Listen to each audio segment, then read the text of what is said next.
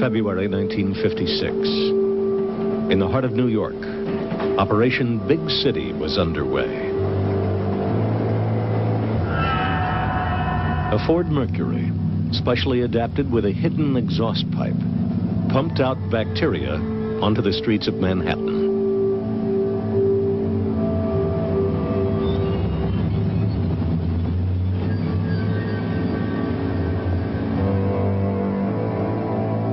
Undercover agents entered the city's subway system, their cases equipped with tiny motors, which covertly dispersed the bacteria Bacillus globuli. 10 years later, the Army returned.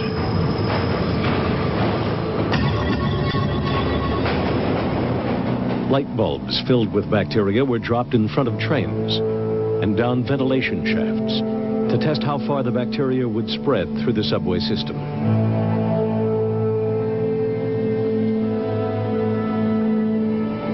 For years, these public experiments were kept secret from the citizens of New York.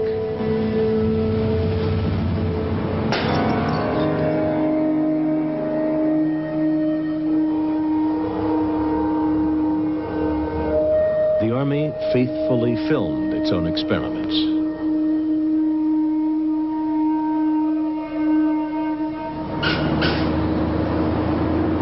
This Washington, D.C. bus station was the site of another secret test. 30 similar trials were conducted at public locations all across America. One of the earliest experiments had fatal consequences. In 1951, the Army sprayed the bacteria Serratia marcescens over San Francisco. 11 hospital patients developed a mysterious infection, and within days, Edward Nevin died from an illness caused by the same bacteria.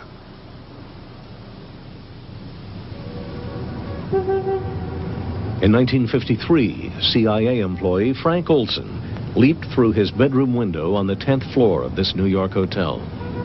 9 days earlier, a fellow CIA scientist had secretly spiked his drink with LSD. It took the government 22 years to acknowledge its role in Frank Olson's death. Another cover-up concerned the death of a civilian, Harold Blower. Suffering from depression, he was a patient at the New York State Psychiatric Institute. There, he and 5 other patients were unwittingly tested with mind-altering drugs by doctors who'd signed a secret contract with the U.S. Army. Again, it was more than 20 years before his family discovered the truth. In 1975, I was living in California with my 2 children, and there was a knock on the door, and 2 people in uniform were at the door. They said they were from the Pentagon. They wanted to talk to me about the death of my father. And I told them that my father had been dead a long time. They came in and they told me that they had found papers at the Edgewood Arsenal in Maryland. And these papers had information about my father's death. It took Harold Blower's family 15 years of fighting the government in court before a judge's ruling established the facts.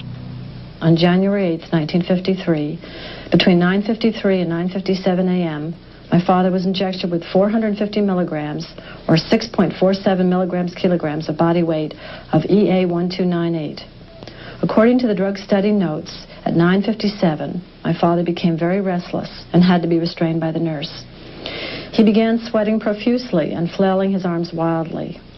At 10:01, he pulled up in bed, his body stiffened, his teeth clenched, and he began frothing at the mouth. Similar reactions continued for over an hour. My father was still talking and moving his legs randomly at 11:05.